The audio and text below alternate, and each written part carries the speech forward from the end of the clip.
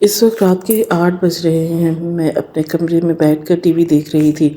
میرے کانوں میں میری سوتن کی آواز گونج رہی تھی، پورا گھر اس کی چیخوں سے بلند ہو رہا تھا، لیکن میرے کانوں پر جوں بھی نہ رینگ رہی تھی۔ وہی تو میری زندگی کا سب سے بڑا کانٹا تھی جسے آج میں نکال دینا چاہتی تھی، تو پھر بھلا میں کیوں ان چیخوں پر دھیان دوں؟ یہی سوچتے ہوئے میں نے ٹی وی کی آواز بلند کر دی، اور جب پورے 5 منٹ گزر گئے تب میں جیسے ہی دروازہ کھول کر باہر گئی تو وہ کچن کے دروازے کے بیچوں بیچ شعلوں کی لپیٹ میں مجھے پکار رہی تھی۔ میں نے فوراً اسے دیکھا تو وہ چیخنے لگی اور کہنے لگی کہ صوفیہ کیا ہو گیا؟ یہ سب کیسے ہو گیا؟ تم نے مجھے آواز کیوں نہ دی؟ ٹی وی کی آواز میں مجھے کوئی آواز ہی نہ آئی۔ انتہائی بے چارگی کا مظاہرہ کرتے ہوئے میں نے اسے پانی کے ٹب میں دھکا دے دیا، لیکن وہ بری طرح جل گئی تھی، اور اسے بری طرح جلتے دیکھنا میری سب سے بڑی خواہش تھی۔ میں اپنی اس خواہش میں کامیاب ہو گئی۔ آج میرے لیے زندگی کا سب سے بڑا دن تھا۔ امجد بھی گھر پر نہیں تھے اور میں نے یہ منصوبہ بنایا تھا۔ آج مجھے ایسا لگ رہا تھا کہ پچھلے 1 سال سے جو بوجھ میرے سینے پر تھا وہ ایک دم سے ہٹ گیا اور میں سوتن کی قید سے آزاد ہو گئی ہوں۔ میری سامنے وہ تڑپ کر سسک کر سانسیں لے رہی تھی اور اپنا ہاتھ بلند کر کے مجھ سے کہہ رہی تھی کہ آپا مجھے مرنے لگی ہوں، اور میں نے اس کے سامنے بھرپور ایکٹنگ کا مظاہرہ کرتے ہوئے موبائل اٹھا کر کانوں سے لگایا۔ امجد سے کہنے لگی کہ امجد جلدی سے گھر آ جائیں، صوفیہ جل گئی ہے کھانا پکاتے ہوئے، اس کے کپڑوں میں آگ لگ گئی ہے۔ میں نے اس پر پانی کے ڈال دیا ہے، لیکن مجھے اس کی حالت ٹھیک نہیں لگ رہی۔ یہ کہتے ہوئے میں نے اداکاری کے سارے ریکارڈ توڑ دیے، بھرپور انداز میں رونے کا مظاہرہ کیا، یہاں تک کہ میری سسکیاں بلند ہونے لگی۔ تھوڑی ہی دیر میں امجد گھر پر پہنچ گئے اور صوفیہ کا حال دیکھ کر ان کے پیروں تلے سے زمین نکل گئی۔ وہ وہیں بیٹھ کر رونے لگے۔ صوفیہ نے معافی مانگنے لگے، کہنے لگے کہ مجھے معاف کر دینا، میں تمہیں بچانے کی پوری کوشش کر رہا ہوں۔ یہ کہتے ہیں کہ انہوں نے اپنی باہوں میں بھرا اور جیسے ہی باہر گاڑی ایمبولینس میں ڈالنے لگے، صوفیہ نے ان کی طرف دیکھا اور کہنے لگی کہ کلمہ پڑھ دیں۔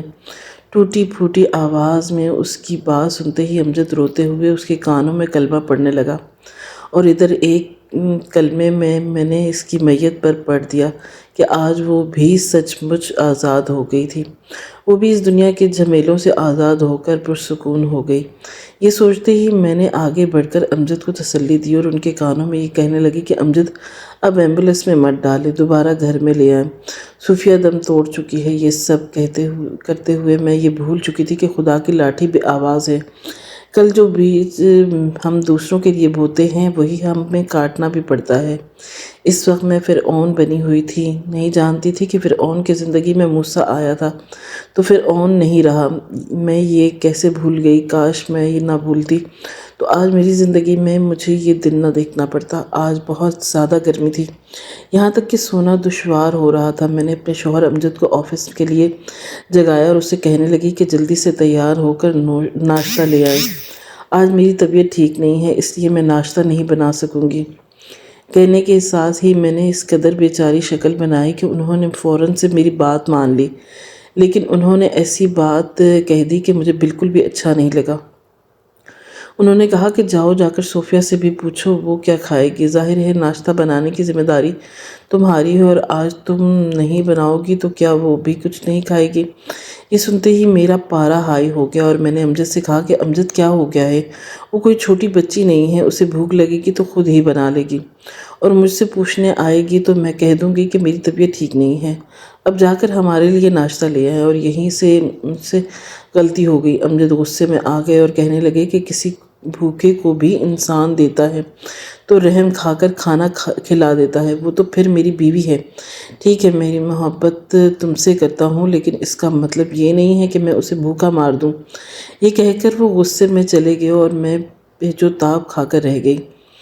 میں نے آخر ایسا کیا غلط کہہ دیا تھا؟ ظاہر ہے کہ چھوٹی بچی تو نہیں ہے، بھوک لگتی تو خود ہی اٹھ کر ناشتہ بنانا شروع کر دیتی، لیکن اب میرے دل میں نفرت کی ایک گرہ پڑ گئی۔ اسی دوران دروازہ بجا، میں نے کھولا تو وہ میرے سامنے کھڑی تھی۔ سوالیہ نظروں سے اسے دیکھا تو کہنے لگی کہ آپا کیا بات ہے؟ آج آپ نے ناشتہ نہیں بنایا، آپ کی طبیعت تو ٹھیک ہے نا؟ یہ سنتے ہی میرا دماغ گھوم گیا۔ میں نے اس سے کہا کہ میری فکر کرنے کی زیادہ ضرورت نہیں ہے، ناشتہ نہیں بنایا تو جا کے اپنے لیے خود ہی بنا لو۔ یہ کہہ کر میں نے اس کے منہ پر دروازہ بند کر دیا، اور امجد نے یہ سارا منظر دیکھ لیا اور والیٹ لینا بھول گئے تھے، اس لیے سیڑھیوں سے واپس پلٹ کر جب اندر آئے تو یہ منظر دیکھ کر انہوں نے صاف صاف مجھے کہہ دیا کہ اب میں کوئی ناشتہ نہیں لانے والا، تم ہی اٹھ کر ناشتہ بناؤ گی۔ میں نے انہیں تمہیں پہلے ہی کہہ کر کہ گھر میں مجھے سکون اور شانتی چاہیے۔ ہر وقت کا دنگا فساد مجھے بالکل پسند نہیں ہے، انسان کا دماغی سکون بھی کوئی چیز ہوتا ہے۔ جاؤ جا کر ناشتہ بناؤ۔ ساتھ ہی انہوں نے صوفیہ سے کہا کہ تم جا کر چائے بنا دو تاکہ اسے یہ نہ لگے کہ سارا کام اسے ہی کرنا پڑتا ہے۔ 2 شادیاں کر کے میں پھنس گیا ہوں، یہ کہہ کر انہوں نے جیسے ہی میرے دل میں نفرت کی بہت سی گرہیں صوفیہ کے خلاف باندھ دی، اور میں اپنے آنسو چھپاتی کچن میں چل دی۔ آج کا میرا پلان تو برباد ہو گیا، لیکن جو پلان میرے دل نے بنا لیا ہے اس پر عمل کرنے کے لیے میں نے سوچ لیا تھا کہ میں رات کو ہی کروں گی تاکہ صوفیہ نام کا یہ کانٹا میری زندگی سے نکل جائے، اور میں نے ایسا ہی کیا۔ ناشتہ بنا کر امجد کو ایک کارڈ میں سوری لکھ کر بھیج دیا، اور مجھے ذرا بھی برابر بھی شک نہ کرے اور خوش ہو گئے اور کہنے لگے کہ تم مجھے اسی لیے پسند ہو کہ تم اپنا دل بڑا کر دیتی ہو، منافقت نہیں کرتی، جو منہ پر ہوتا ہے وہی زبان پر ہوتا ہے۔ اس تعریف پر میں پھولے نہیں سما رہی تھی۔ دل ہی دل میں میں نے خود کو مخاطب کرتے ہوئے کہا کہ مجھے تو آپ نے آج بھی سمجھنے میں غلطی کر دی۔ مجھے بتائیں کہ آپ محبت مجھ سے کرتے ہیں، لیکن صوفیہ کا وجود میں اس گھر میں برداشت نہیں کر سکتی۔ آپ مجھے معاف کر دیں۔ جیگا اس نے اس کے ساتھ بیٹھ کر ناشتہ کیا۔ انہوں نے مجھے بتایا کہ وہ رات کو دیر سے گھر آئے تھے، اور میری تو باچھیں ہی کھل گئی۔ ان کے جاتے ہی میں نے صوفیہ پر آرڈر جاری کر دیا کہ رات کا کھانا تم بناؤ گی، دوپہر کا کھانا میں بنا دوں گی۔ اس نے کچھ بھی نہ کہا، بس حامی بھر لی، اور میں دل ہی دل میں مسکرا دی کہ آج رات کو اس گھر میں تمہارا آخری دن ہوگا۔ میں بہت زیادہ پتھر دل ہو گئی۔ میں نے یہ بھی نہ سوچا کہ اللہ کی لاٹھی بے آواز ہے۔ میں بس اپنے انتقام میں اندھی ہو گئی، لیکن میں یہ نہیں جانتی تھی کہ آنے والا وقت میرے لیے کیا طوفان لائے گا۔ مجھے بس اس بات کی خوشی تھی کہ میری راہ سے سب سے بڑا کانٹا ہٹ جائے گا۔ کھانے کا وقت ہوا تو میں نے صوفیہ کو آواز دی اور کہنے لگی کہ صوفیہ اب روٹی ڈالنا شروع کر دو، امجد تو آج لیٹ آئیں گے، اس لیے ہم دونوں اکٹھے کھانا کھا لیتے ہیں۔ وہ میری اس بات پر اس نے مجھے مسکرا کر دیکھا اور کہنے لگی کہ آپا بہت اچھی بات ہے۔ میں سمجھنے میں غلطی کی کہ یہ کہہ کر وہ جیسے ہی پلٹی تو میں بھرپور انداز میں مسکرائی۔ ٹی وی کھول لیا۔ تھوڑی ہی دیر میں گھر میں پوری چیخوں سے بلند ہو گیا۔ میں نے گیس پہلے سے ہی کھلا چھوڑ دیا تھا۔ گیس کی بدبو محسوس ہوتے ہی میں نے اسے روٹیاں بنانے کا کہہ دیا، اور جیسے ہی اس نے جا کر ماچس جلایا وہ شعلوں کی لپیٹ میں آ گئی۔ آج میرے منصوبے پر ملا کر میں نے عمل کر لیا۔ میں بے تحاشا خوش تھی کہ میری خواہش پوری ہو گئی۔ میرے شوہر کی پہلی بیوی جیسے رکاوٹ میری زندگی سے دور ہو گئی۔ اب اس کی زندگی میں کوئی بھی نہیں ہوگا، صرف میں ہوں گی۔ میں راج کروں گی اور روز روز کے جھگڑوں سے ختم ہو جائیں گی۔ یہ سوچ کر میں پرسکون انداز میں لیٹ کر ٹی وی دیکھنے لگی۔ باہر چیخیں بلند تھیں، لیکن مجھے کوئی پرواہ نہ تھی۔ یہ سب کرتے ہوئے شیطان سے بھی زیادہ آگے نکل گئی، اور یہ بھی نہ سوچا کہ شیطان کو تو قیامت تک کی مہلت دی، جبکہ جو انسان کچھ بڑا کرتا ہے تو مکافات عمل ہے، اسے دنیا میں ہی دکھا دیا جاتا ہے۔ کاش میں یہ بات نہ بھولتی تو آج میں اس طرح ذلیل اور رسوا نہ ہوتی۔ میرا نام منشا ہے اور میں اپنے والدین کی اکلوتی اولاد ہوں۔ میرے والدین نے مجھے بہت پیار اور محبت سے پالا۔ چونکہ اکلوتی اولاد تھی اس لیے زندگی میں کبھی شیئرنگ تو سیکھی ہی نہ تھی۔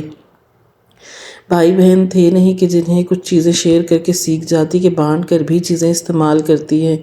انہوں نے مجھے پڑھایا لکھایا، یہاں تک کہ یونیورسٹی میں ایڈمیشن دلوایا۔ میں چونکہ بہت زیادہ خوبصورت تھی، حسین تھی، اس لیے یونیورسٹی کے تمام لڑکے مجھ پر مرتے تھے اور مجھ سے دوستی کرنے کے خواہاں تھے، لیکن میرا دل ایک ہی لڑکے پر آ گیا تھا اور اس کا نام امجد تھا۔ میں نے سوچ لیا تھا کہ میں اپنے والدین کو امجد کے لیے منا لوں گی۔ اس کا رہن سہن، اس کی طبیعت، اس کے مزاج، سب کچھ مجھے ویسے ہی لگے جیسے میں اپنے جیون ساتھی کے روپ میں دیکھنا چاہتی تھی۔ وہ حد سے زیادہ خوبصورت تھا، پڑھا لکھا اور ہوشیار تھا، ذہین تھا، اور میں نے بھی اس کے جیسے تھی، خوبصورت، ہوشیار، ذہین، پڑھی لکھی، تو بس پھر اور کیا چاہیے تھا۔ میں نے دل ہی دل میں ہم دونوں کا جوڑ بنا لیا اور سوچا کہ اگر میں کبھی کسی انسان سے شادی کروں گی تو وہ امجد ہی ہوگا، اس کے علاوہ میں کسی اور کے بارے میں سوچ بھی نہیں سکتی۔ چنانچہ میں نے سوچ لیا تھا کہ میں امجد کے ساتھ ہی دوستی بڑھاؤں گی اور اسے خود کے بارے میں سوچنے پر مجبور کر دوں گی۔ میں نے اپنے منصوبے کے مطابق عمل کرنا شروع کر دیا۔ میں نے پہلے اس سے کام کے بہانے گفتگو کرنا شروع کر دی اور کچھ نہ کچھ سمجھنے کے لیے اس کے پاس جا کر بیٹھ جاتی اور پوچھ لیتی۔ یہاں ہماری دوستی ہو رہی تھی اور اب وہ میرا عادی ہو گیا۔ ایک دن یونیورسٹی تو ضرور گئی، لیکن میں نے امجد کا امتحان لینے کے لیے اسے میری کتنی عادت ہے یہ دیکھنے کے لیے میں نے اس کے پاس گھومتی رہی اور اسے پورے دن اس کو مخاطب نہ کیا۔ رات کو میرے موبائل پر ایک میسج آیا اور دوسرے ہی لمحے کال آنے لگی۔ میں نے فون کان پر رکھا تو دوسری طرف امجد تھا۔ میں اس کی آواز لاکھوں میں پہچان سکتی تھی۔ اس نے مجھ سے کہا کہ منشا کیا بات ہے، آپ مجھ سے ناراض ہیں؟ سارا دن آپ کو یونیورسٹی میں دیکھا، آپ نے مجھے دیکھا بھی نہیں، لیکن میرے پاس نہیں آئی۔ اس کی یہ بات سن کر مجھے بہت اچھا لگا اور میں نے اسے اس کے امتحان میں پاس کر دیا۔ میں نے بہانہ بنا دیا کہ میرے سر میں بہت زیادہ درد تھا اور جب میرے سر میں درد ہوتا ہے تو میں کسی سے بات نہیں کرتی۔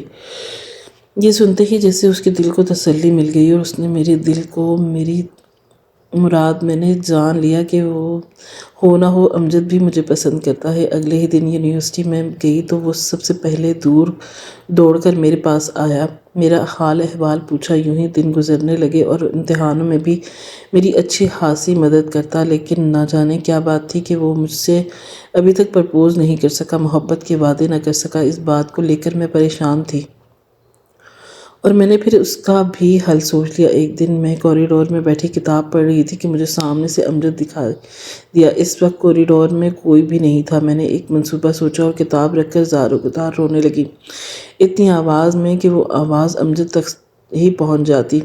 امجد نے جب مجھے دیکھا تو فوراً دوڑ کر میرے پاس آیا، مجھے پانی دیا اور کہنے لگا کہ کیا بات ہے منشا، آپ کیوں رو رہی ہیں؟ صبح تو میری آپ سے بات ہوئی تھی، آپ بالکل ٹھیک تھی، اب کیا ہو گیا؟ میں نے روتے ہوئے بتایا کہ ابھی مجھے میری والدہ کا فون آیا، انہوں نے میرے لیے ایک رشتہ دیکھ لیا ہے، کہہ رہی ہیں کہ جلدی گھر پہنچو، شام کو تمہیں کچھ لوگ دیکھنے آئیں گے۔ یہ کہتے ہی میں دوبارہ دیکھنے لگی کہ امجد کے چہرے کی طرف اس کے چہرے پر ایک سایہ سا آ کر گزر گیا۔ وہ کہیں بیٹھ کر بالکل خاموش ہو گیا، اس کی خاموشی مجھے چبھ رہی تھی۔ میں نے اس سے کہا کہ امجد اب آپ ہی بتائیں مجھے کیا کرنا چاہیے؟ اس نے میری بات سنی اور کہنے لگا کہ آپ اپنی والدہ کو اس رشتے کے لیے منع کر دیں اور اس سے کہہ دیں کہ امجد میرے گھر پر رشتہ لے کر آئے گا۔ اس کی یہ بات سن کر میں نے خود کو ہواؤں میں اڑتا محسوس کیا، لیکن امجد کے سامنے شرما گئی اور کہنے لگی کہ یہ آپ کیا کہہ رہے ہیں امجد، مجھے کچھ سمجھ نہیں آ رہی۔ جب امجد نے مجھ سے کہا کہ میں آپ سے محبت کرتا ہوں، میں آپ کو بتا نہیں سکا، میری فطرت میں یہ نہیں ہے کہ میں بہت زیادہ اپنے جذبات کا اظہار کروں، لیکن اب مجھے ایسا لگ رہا ہے کہ میری دسترس سے دور ہوتی جائیں گی، اس لیے میں اپنے والدین سے آج بات کروں گا۔ فی الحال آپ اپنے والدین سے کہہ دیں کہ وہ آپ کا رشتہ کہیں بھی طے نہ کریں۔ میں نے امجد سے کہا کہ میں صرف ایک ہی شرط پر اپنے والدین کو منع کر سکتی ہوں، مجھے لگتا ہے کہ وہ میرا رشتہ مکمل طور پر وہاں کرنے کے لیے راضی نظر آ رہے ہیں۔ اگر آپ مجھے گارنٹی دیں کہ آپ واقعی ہی صرف مجھ سے شادی کریں گے تبھی میں رشتے کے لیے منع نہیں کروں گی۔ یہ سنتے ہی امجد نے مجھ سے وعدہ کر لیا کہ وہ شادی کرے گا تو صرف مجھ سے کرے گا اور میرے علاوہ اور کسی کی طرف دیکھے گا بھی نہیں، اور بالآخر اس نے وہ جملہ کہا جس کی میں برسوں ترس رہی تھی۔ اس نے مجھ سے کہا کہ میں تم سے جب سے ملا ہوں محبت کرنے لگا ہوں اور مجھے اس بات پر یقین آ گیا ہے کہ دل کو دل سے راہ ہوتی ہے۔ گھر پہنچ کر میں نے اپنے والدین کو منع کر دیا اور کہنے لگی کہ آپ نے ہر معاملے میں میری خواہش مد نظر رکھی ہے، چنانچہ اب کچھ دن ٹھہر جائیں، امجد نامی ایک لڑکے کا رشتہ آئے گا، اسی سے میرا رشتہ طے کیجیے گا، میں نے اس کے علاوہ کسی سے شادی نہیں کروں گی۔ میرے والدین تو ویسے بھی مجھ سے بہت زیادہ محبت کرتے تھے، میری بات مان لی۔ اب میں روز امجد کے آنے کا انتظار کرنے لگی، یہاں تک کہ پورے ایک ہفتے بعد امجد نے مجھے فون کیا اور کہنے لگا کہ امی رشتہ لے کر آج شام کو آپ کے گھر پر آئیں گی، اور مجھے لگا کہ میری مراد پوری ہو جائے گی۔ شام کو وہ لوگ آئے، امی کو بھی ان کی امی بہت پسند آ گئیں اور امجد کو دیکھتے ہی انہوں نے کہہ دیا کہ واقعی ہی میں ہماری بیٹی منشا کے ساتھ اگر کسی کا جوڑ بنتا ہے تو وہ اسی لڑکے کا ہے، یوں ہماری شادی ہو گئی۔ شادی کی تیاریاں ہونے لگی اور وہ دن بھی آ گیا جس کا مجھے بے صبری سے انتظار تھا۔ میں دلہن بنی امجد کے کمرے میں بیٹھی ہوئی تھی۔ انہوں نے دروازہ کھول کر اندر قدم رکھا اور میں بھی اپنے ہاتھوں میں میرا دل تھام رکھا تھا کہ ان کے دروازے پر دستک ہوئی اور دوسرے ہی لمحے کوئی اندر داخل ہوا۔ امجد نے آنے والے شخص کو دیکھ کر کھڑی ہو گئی، جس کے ساتھ ایک دبلی پتلی سی 18-17 سال کی لڑکی تھی۔ آنے والے شخص نے آگے بڑھ کر امجد کو تھپڑ رسید کیا اور کہنے لگی کہ تمہیں اس طرح دوسری شادی کرنی تھی تو تم نے ہمیں یوں کیوں نہیں بتایا؟ میں اس وقت صوفیہ کے لیے کوئی اور رشتہ دیکھ لیتا۔ تم نے صوفیہ کو بھی دھوکہ دیا اور اس لڑکی کو بھی۔ یاد رکھو، دو کشتیوں کے سوار کبھی بھی سکون نہیں کرتے۔ وہ تو چلے گئے اور اپنے ساتھ اس کی دھان پن اس لڑکی کو بھی لے گئے، لیکن میری شادی کی رات خراب ہو گئی تھی۔ امجد کی طرف سے میں نے خام نظروں سے دیکھا اور آگے بڑھ کر ان کا گریبان جھنجھوڑنے لگی۔ میں بہت غصے میں آ گئی۔ امجد مجھے اپنی صفائیاں دینے لگا کہ ایسی کوئی بات نہیں۔ اسی دوران میری ساس اندر داخل ہوئی۔ انہوں نے مجھے پانی دیا اور کہنے لگی کہ آج میں تمہیں حقیقت بتاتی ہوں۔ شاید امجد نے تمہیں نہیں بتائی، لیکن اب میرا فرض بن گیا ہے کہ میں تمہیں سچائی بتاؤں جسے تم نہیں جانتی۔ اپنی ساس کی یہ بات سن کر میری آنکھیں پھٹی کی پھٹی رہ گئیں اور میں نے ان سے کہا کہ آخر ایسی کیا سچائی ہے جو مجھ سے چھپائی گئی، اور وہ شخص کون تھا جنہوں نے آ کر امجد کو تھپڑ لگایا اور کہہ دیا تھے کہ وہ ان کی بیوی ہے؟ آخر یہ سب کیا ہو رہا ہے؟ کوئی مجھے ٹھیک سے بتائے گا کہ کیا ہو رہا ہے؟ میں ہذیانی انداز میں چیخنے لگی۔ تبھی امجد کی والدہ نے مجھ پر جو انکشاف کیا، اسے سن کر ایسا لگا کہ میرے اوپر ساتوں آسمان گرے، اور وہ بھی میری شادی کے پہلے دن ہی مجھے سارے راز کھل رہے تھے۔ انہوں نے بتایا کہ صوفیہ امجد کی پہلی بیوی ہے اور اس کی شادی تقریباً 4-5 سال پہلے امجد سے ہو چکی تھی۔ نکاح کرنے کے بعد وہ دوبارہ گاؤں چلی گئی تھی۔ اب اس کے والدین کا انتقال ہو گیا تو گاؤں والوں کو جیسے ہی پتہ چلا کہ وہ امجد کے نکاح میں ہے، اسے یہاں چھوڑ گئے۔ اس کے ساتھ اس کے ماموں موجود تھا۔ خدا کا کرنا یہ ہے کہ وہ بھی آج تمہاری شادی والے دن ہی واپس تشریف لائے ہیں۔ ہمیں تو لگا تھا کہ یہ لوگ طلاق لیں گے، لیکن اب وہ یتیم ہو چکی ہے۔ طلاق دینا اس کے طور پر مناسب نہیں، چنانچہ اگر تم امجد سے محبت کرتی ہو تو تمہیں صوفیہ کو اپنی سوتن کے روپ میں برداشت کرنا ہوگا۔ یہ سنتے ہی میں نے حد سے اکڑ گئی اور امجد سے کہنے لگی کہ میں کبھی بھی تمہاری دوسری بیوی بن کر نہیں رہوں گی۔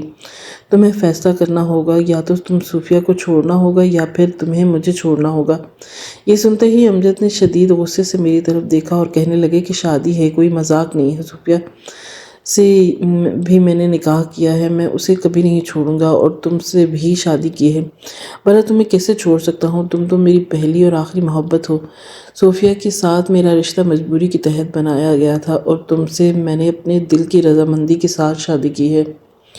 دونوں میں زمین آسمان کا فرق ہے، چنانچہ اب تم دل چھوٹا نہ کرنے کے بجائے دل بڑا کرو اور اسے میری پہلی بیوی کے روپ میں قبول کرو، اسے اپنی سوتن سمجھو۔ لیکن اس وقت میں اپنے حواسوں میں نہیں تھی۔ میری شادی کی پہلی رات کو برباد ہو چکی تھی۔ وہ دن پہلا دن تھا جب میرے دل میں صوفیہ کے نام کی نفرت بڑھ چکی تھی اور اس میں دن بدن اضافہ ہوتا جا رہا تھا۔ امجد نے مجھے واضح طور پر بتا دیا تھا کہ وہ کبھی بھی صوفیہ کو نہیں چھوڑیں گے، کیونکہ صوفیہ یتیم ہے، بے سہارا ہے، اس کے والدین اس دنیا میں نہیں ہیں۔ چونکہ ان کی شادی کافی عرصہ پہلے ہوئی تھی، جب صوفیہ کافی چھوٹی تھی، چنانچہ اب جب کہ اسے واقعی میرے سہارے کی ضرورت ہے تو میں اسے سہارا دوں گا۔ لیکن تم غمگین کیوں ہوتی ہو؟ محبت تو صرف میں تم سے کرتا ہوں، اس کے ساتھ صرف میرا کاغذی رشتہ ہے اور وہ یہاں میرے گھر میں میرے ساتھ ہی رہے گی، لیکن میں تمہارے ساتھ تمہارے کمرے میں رہا کروں گا۔ آخر اس مسئلے میں کیا ہے؟ تم اسے قبول کیوں نہیں کر لیتی؟ تب مجھے اپنے ہاتھوں سے امجد جاتا دکھائی دیا، اس لیے میں نے اس سے معافی مانگی اور کہنے لگی کہ میں صوفیہ کو کچھ بھی نہیں کہوں گی، بلکہ اسے آپ کی دوسری بیوی کے روپ میں قبول کرنے کا اعلان کرتی ہوں۔ یہ میرے لیے زندگی کے سب سے بڑا دھوکہ تھا اور میں نے سوچ لیا تھا کہ میں اس کا بدلہ ضرور لوں گی، چاہے صوفیہ سے ہی کیوں نہ۔ لیکن میں انتقام کی آگ میں جل رہی تھی اور میں نے سوچ لیا کہ میں انتقام لے کر رہوں گی، چاہے اس میں صوفیہ کی جان ہی کیوں نہ چلی جائے۔ دن یوں ہی گزرتے رہے۔ میرا رویہ صوفیہ سے اکثر خراب ہی رہتا، میں اسے کسی ماسی سے بدتر سمجھتی نہیں تھی اور امجد کے جانے کے بعد اسے ہر وقت دیا کرتی تھی کہ آج یہ کام کرو اور آج یہ کام کرو، اور وہ دھیان پان سے 17-18 سال کی لڑکی میری باتوں میں اس طرح عمل کرتی تھی کہ جیسے میں اس کی سوتن نہیں بلکہ وہ میری ماتحت کام کرتی ہے۔ اس کی معصومیت کا بھی مجھ پر کوئی اثر نہ ہوا۔ میں اسے کبھی کبھی اس کے سامنے ہی کہا کرتی تھی کہ تم جو یہ معصومیت کا پھینک کر میرے دل میں جگہ بنانے کی کوشش کر رہی ہو تو یاد رکھو کہ نہ تم میرے دل میں جگہ بنا پاؤ گی اور نہ امجد کے دل میں۔ میں موجود ہوں، تمہارے یہاں حیثیت کسی کام والی سے کم نہیں ہے، بس تم ہمارے گھر کے کام کرتی رہو۔ بس فرق یہ ہے کہ میں سونے کو بھی مل جاتا ہے اور امجد سے خرچہ پانی بھی ملتا ہے، اس سے زیادہ اپنی حیثیت مت سمجھنا۔ امجد نے مجھے بہت اچھے سے رکھا اور میری ہر بات مانتے تھے، ہر خواہش پوری کرتے، یہاں تک کہ صوفیہ کے پاس بالکل بھی نہ جاتے، صرف بات چیت کرنے کام کے دوران ہی کرتے، اس کے علاوہ کوئی خاص قسم کی بات چیت بھی ان دونوں کے آپس میں نہیں تھی۔ مجھے سچ میں اس کی محبت میں یقین آ گیا اور میں نے انہیں تھوڑا سا مارجن دینا شروع کر دیا، لیکن دور کہیں میرے دل میں یہ بات پنپ رہی تھی کہ صوفیہ کو اس بات کا مزہ ضرور چکھاؤں گی کہ جو اس نے شادی کی پہلی رات خراب کر کے میرے ماتھے پر دوسری بیوی کا ٹیگ لگوا دیا۔ اس کا بدلہ میں اسے ضرور لوں گی۔ میں نے واقعی ہی دیکھا تھا کہ امجد کو چوٹ کرنا شروع کر دی کہ صوفیہ کے یہاں کوئی زندگی نہیں ہے، آپ کے ساتھ وہ ایک کاغذی رشتے میں بندھی ہے، آپ کا اس کے ساتھ کوئی جنسی تعلق بھی نہیں ہے، تو کیوں نہ آپ اسے طلاق دے دیں اور کہیں اس کی بہتر جگہ شادی کروا دیں۔ میری بات سن کر امجد نے مجھ سے کہہ دیا کہ میں اسے کبھی طلاق نہیں دے سکتا، یہ زندگی اس نے خود اپنے ہاتھوں سے چنی ہے اور وہ اس پر راضی ہے، تو تمہیں بھی فکر کرنے کی نہیں چاہیے۔ تم بس ہم دونوں کی زندگی کا سوچو، ہمارے آگے کی زندگی کے بارے میں پلاننگ کرو۔ صوفیہ کا پیچھا چھوڑ دو، اس سے چڑھنا چھوڑ دو، تم سے کافی چھوٹی ہے اور تمہارا اس کا کیا مقابلہ۔ اس کے ساتھ مقابلہ کرتی ہو تو تمہارا آپ مجھے چھوٹا لگتا ہے۔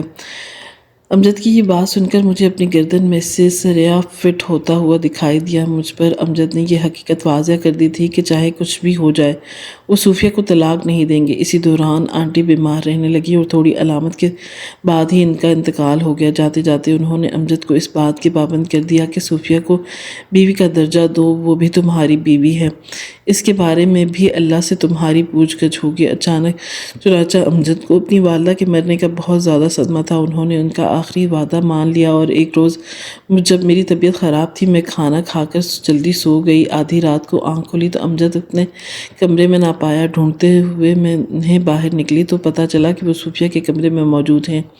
یہ دیکھتے ہی میرے پیروں تلے سے زمین نکل گئی اور اس دن میرا محبت سے اعتماد اٹھ گیا۔ امجد مجھ سے صاف طور پر کہہ گیا تھا کہ وہ صوفیہ کو صرف کاغذی رشتے میں حد تک رکھے گا، لیکن یہ سب کیا تھا؟ اس کے انتظار کرنے لگی۔ جیسے ہی وہ کمرے میں آیا تو میں پھٹ پڑی، ان سے کہنے لگی کہ یہ سارا کیا تماشا ہے؟ آپ نے مجھ سے کہا تھا کہ صوفیہ سے میرا کوئی تعلق نہیں ہوگا، پھر یہ سب کیا؟ انہوں نے مجھ سے کہا کہ اب مجھ سے روز روز کا جھگڑا برداشت نہیں ہوتا۔ تمہیں آج صاف اور واضح الفاظ میں بتا دینا چاہتا ہوں کہ جو حق تمہارا ہے وہی حق صوفیہ کا بھی ہے۔ میری ماں کو صوفیہ سے بہت محبت تھی، یہاں تک کہ وہ میری تم سے شادی کرنے کے لیے تیار نہ تھی۔ میں نے انہیں منایا اور یہ کہا کہ منشا کو بہت زیادہ محبت کرتا ہوں، چاہتا ہوں، اور تب وہ میرے رشتے کے لیے راضی ہوئیں، ورنہ ہم دونوں کا کوئی جوڑ میری ماں کی نظر میں نہیں بنتا تھا۔ امجد نے بالکل صاف اور دو ٹوک الفاظ میں واضح کر دیا کہ ان کی ماں نے مرتے ہوئے وعدہ لیا تھا کہ وہ اسے کسی طلاق نہ دے، ساتھ ہی ساتھ بیوی کا درجہ بھی دے۔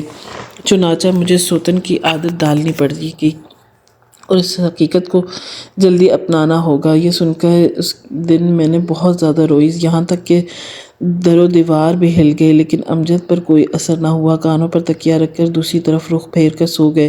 تب میں نے صوفیہ سے انتقام لینے کا سوچا اور سوچ لیا کہ صوفیہ کو کسی طرح اپنی زندگی سے نکالنا ہے۔ اس لیے میں نے سب سے پہلے امجد کا اعتماد جیتا۔ انہیں یہ ثابت کرنا تھا کہ صوفیہ کی نفرت میرے دل سے نکل گئی ہے اور میں اسے اب نفرت نہیں کرتی۔ پورے 3-4 مہینے میں نے امجد کو یہ ثابت کرنے میں لگا دیے کہ اب مجھے صوفیہ سے کوئی گلہ نہیں ہے، جتنی میں اب کی بیوی ہوں اتنی ہی وہ میں آپ کی زوجہ ہے۔ چنانچہ وہ میری طرف سے ہر طرح سے مطمئن ہو گئے۔ تب میں نے اندھیرے میں تیر پھینکنا چاہا، اور ایک دن جب وہ حیدرآباد کسی کے کام کے لیے گئے تھے، انہوں نے مجھے بتایا کہ وہ رات کو واپس آئیں گے لیکن کافی دیر ہو جائے گی۔ تب میں نے اپنے منصوبے پر عمل کر ڈالا اور کھانا بنانے کے بہانے صوفیہ کو کچن میں بھیجا، جہاں میں نے پہلے سے ہی گیس کھلی چھوڑ دی تھی۔ گیس کی بدبو پورے گھر میں پھیل گئی، لیکن صوفیہ نہ جان سکی اور دہان پان سے بے سہارا یتیم لڑکی شعلوں کی لپیٹ میں جل گئی۔ یہاں تک کہ امجد کو پتہ چلا تو وہ بھاگے دوڑے گھر چلے آئے اور بے تحاشا رونے لگے، صوفیہ سے معافی مانگنے لگے کہ ان کے حقوق کو ادا نہ کر پائی، یہاں تک کہ ان کے جنازہ ہو گیا اور میری زندگی میں سکون ہی سکون بھر گیا۔ 3 دن تک امجد غم بناتے رہے اور پھر آہستہ آہستہ زندگی کی طرف لوٹتے رہے۔ صوفیہ کو مرے اب 1 مہینہ ہو گیا۔ امجد مجھ سے اکثر اس کی باتیں کرتے تو مجھے بالکل بھی اچھا نہ لگتا، اور میں کہتی کہ اس نے مر کر بھی میرا پیچھا نہ چھوڑا۔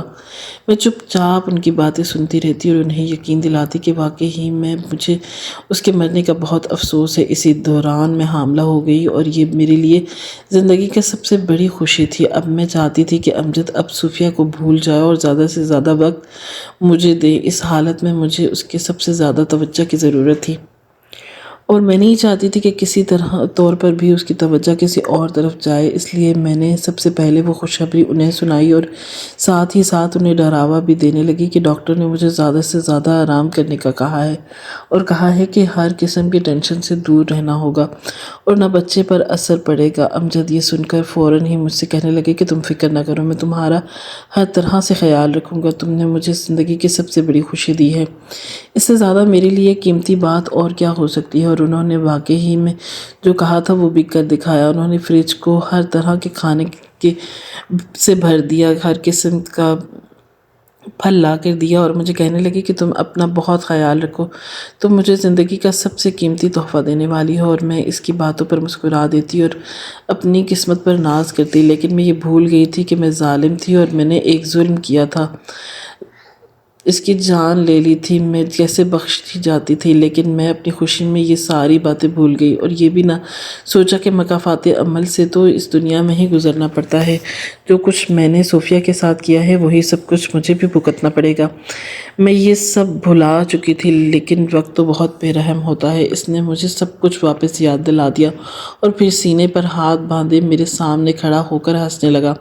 تم سب کچھ بھول گئی ہو، لیکن صوفیہ کو خدا نہیں بھولا، نہ وہ کبھی بھولتا ہے۔ صوفیہ تو اس وقت اچھی اور عمدہ جگہ پر موجود ہے جو دنیا کے مقابلے میں کئی زیادہ بہتر ہے، لیکن میں نے صرف دنیا کو حاصل کرنے کے لیے ایک انسانی جان لے لی اور اسے موت کی گھاٹ اتار دیا، حالانکہ وہ بہت زیادہ بے ضرر انسان تھی اور اس نے مجھے کبھی تکلیف نہیں پہنچائی تھی، نہ اپنی باتوں سے اور نہ اپنی زبان سے، نہ اپنے ہاتھوں سے، نہ اپنے عمل سے۔ اور میں نے کیا کیا؟ میں نے اسے اپنی محبت کا جھوٹا فریب دکھا کر موت کی گھاٹ اتار دیا۔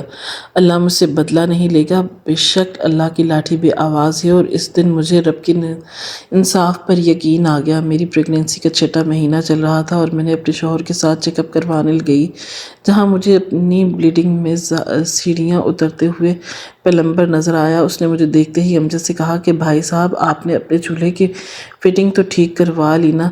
اس دن بھابی نے مجھے بلوا کر کہا تھا کہ امجد کہہ رہے ہیں کہ ان کے نزول ذرا ڈھیلے کر دیں تاکہ گیس لیکیج ہوا ہو اور خراب گیس ساتھ میں جو کچھ کچا ہے وہ نکل جائے۔ ہم کچھ دنوں کے لیے اپنے گھر پر نہیں ہوں گے، آپ نے دوبارہ ٹھیک تو کر دی نا؟ اس طرح آگ لگ جاتی ہے۔ اور بھی نہ جانے کیا کچھ کہنے لگا، لیکن میری حالت ایسی ہو رہی تھی کہ جسے مجھے کاٹو تو بدن میں لہو۔ امجد نے میری طرف حیرت انگیز نظروں سے دیکھا اور کہا کہ تم نے اسے کب بلوایا تھا؟ تو کب چولہے کے نزول ڈھیلے کیے تھے؟ امجد کو شک ہوا اور دال میں کچھ کالا محسوس ہوا۔ انہوں نے اسی وقت پلمبر سے میرے سامنے پوچھا کہ تم کب آئے تھے، کتنے مہینے پہلے؟ اس نے بتایا کہ تقریباً 6-8 مہینے پہلے میں آپ کے گھر پر اسی کام کے لیے دوپہر کے وقت بلایا گیا تھا۔ میں نے اس سے کہا تھا کہ آپ چولہے پھر سے ٹھیک کروا لیجیے گا ورنہ دھماکے کا خطرہ ہوگا۔ میں نے فوراً سے امجد سے کہا کہ ہاں میں نے ٹھیک کروا لیا تھا، فکر نہ کرے، لیکن امجد نے فوراً سے میرے ہاتھ جھٹک دیا۔ پلمبر تو وہاں سے چلا گیا، لیکن میری زندگی میں زہر کھول گیا۔ دراصل یہ زہر میں نے خود ہی اپنے ہاتھوں سے اپنی زندگی میں لکھا تھا۔ امجد مجھے کھینچتے ہوئے گھر میں لائے اور کہنے لگے کہ مجھے سچ بتاؤ، میں معاملے کی تہہ تک پہنچ گیا ہوں، لیکن میں تمہارے منہ سے سننا چاہتا ہوں، تم نے اس پلمبر کو ہمارے گھر میں بلایا کیوں؟ آخر ایسی کیا ضرورت پڑ گئی؟ اور جہاں تک کہ اس پلمبر کی بات کی ہے تو وہ کہہ رہا ہے کہ 7.5 مہینے پہلے کی یہ کارروائی ہے اور 8 مہینے میں ہوئی ہے صوفیہ کو مرے ہوئے۔ تم سچ مچ مجھے بتاؤ کہ صوفیہ کو تم نے مروایا ہے؟ آخرکار ان کی زبان پر وہ جملہ آ ہی گیا جو میں نے کبھی سوچا بھی نہیں تھا۔ میں نے فوراً ان سے کہا کہ آپ کیا کر رہے ہیں، میں کیوں اسے مرواؤں گی؟ لیکن انہوں نے آگے بڑھ کر مجھے تھپڑ رسید کیا اور جا کر جب چولہے کے نزول چیک کیے وہ بالکل ٹھیک تھے اور سارا معاملہ سمجھ گئے۔ وہ مجھ سے کہنے لگے کہ منشا تم اس قدر درندگی کا مظاہرہ کرو گی، میں کبھی سوچ بھی نہیں سکتا تھا۔ ان کی آنکھیں سرخ ہو رہی تھی اور وہ بے تحاشا طیش میں نظر آنے لگے۔ انہوں نے مجھے فوراً سے کہا کہ میں اب تمہارے ساتھ مزید نہیں رہنا چاہتا، تمہارا مکروہ چہرہ میرے سامنے آ گیا ہے، تم اس لیے بار بار طلاق پر زور دیتی رہی، تم اس کا وجود برداشت نہیں کر سکتی تھی اور اس مقصد کے لیے تم نے اسے ہمیشہ ہمیشہ کے لیے راستے سے ہٹا دیا۔ میں یقین بھی نہیں کر سکتا تھا کہ جس لڑکی سے میں محبت کی وہ قاتل بھی ہو سکتی ہے، اور میں قاتل سے مزید کوئی بھی رشتہ نہیں رکھنا چاہتا۔ کہتے ہوئے انہوں نے مجھے کھڑے کھڑے طلاق دے دی اور میں 6 مہینے کی حاملہ ہو کر وہیں زمین پر بیٹھ کر زاروں قطار رونے لگی۔ امجد غصے میں گھر سے نکل گئے اور میں طلاق کا داغ لے کر گھٹنوں پر بیٹھی وہاں پر شکست پر ماتم مناتی رہی، یہاں تک کہ میرے والدین کو امجد میں فون کر کے بتا دیا۔ وہ مجھے لینے آئے اور اپنے گھر لے گئے۔ امجد نے پلٹ کر یہ بھی نہ پوچھا کہ بچے کا کیا ہوگا، بچہ کس کے پاس رہے گا۔ اس دن کے بعد سے نہ انہوں نے مجھ سے کوئی رابطہ کیا، میرے لاکھ فون کرنے کے باوجود بھی وہ فون نہ اٹھاتے اور آخرکار ایک دن ان کا نمبر بھی بند ہو گیا۔ خدا کی بے آواز لاٹھی گھومی تھی اور میں اس کی شدید پکڑ میں آ چکی تھی۔ وہ بچے کے سارے خرچے اٹھائے گا اور بچہ پیدا ہوتے ہی وہ اسے لے جائے گا۔ یہ سنتے ہی میں تڑپ گئی اور زاروں قطار رونے لگی۔ میری ممتا مجبور ہو گئی۔ میں کیسے کسی نومولود بچے کو اس کے باپ کے حوالے کر سکتی ہوں، اور میرے جگر کا ٹکڑا تھا، میں کیسے کسی اور کے حوالے کر سکتی تھی؟ میں فوراً امجد کے پاس گئی، اس کے آفس میں پہنچ گئی، اسے واسطے دیے اور اسے ڈراوے بھی دیے کہ کسی دودھ پیتے بچے کو اس کی ماں سے جدا کرنا اتنا بڑا ظلم ہے۔ تب امجد نے مجھے کھڑے کھڑے ذلیل کیا اور کہنے لگا کہ صرف اس وجہ سے رکا ہوا ہوں کہ تمہارے پیٹ میں میرا وجود پل رہا ہے، چنانچہ میں تمہیں خبردار کرتا ہوں کہ ایسی کوئی بھی حرکت نہ کرنا کہ مجھے کورٹ تک جانا پڑے۔ بچہ ہو گیا اور میں اسے لینے آ جاؤں گا، یہی میرا آخری فیصلہ ہے، میں اپنا فیصلہ نہیں بدلوں گا۔ میں نہیں چاہتا کہ میرا بچہ کسی قاتل کے آغوش میں پلے۔ یہ الفاظ انہوں نے سب کے سامنے کہے تھے۔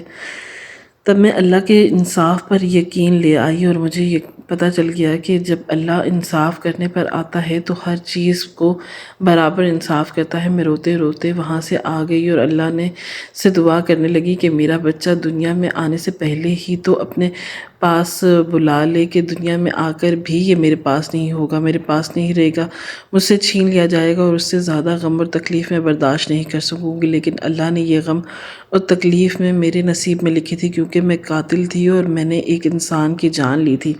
یہاں تک کہ میرا 9واں مہینہ شروع ہو گیا اور اس کے تیسرے ہی دن میری بیٹی پیدا ہو گئی، جب بہت خوبصورت تھی، بالکل میری طرح، سنہری بال، بڑی آنکھیں، گلابی ہونٹ، سب کچھ بالکل مجھ پر گیا تھا۔ ابھی میں اسے جی بھر کے دیکھ ہی نہ پائی تھی کہ مجھے امجد اپنے سامنے کھڑا دکھائی دیا اور اس نے ہاسپٹل میں ہی مجھ سے میرا بچہ لے لیا۔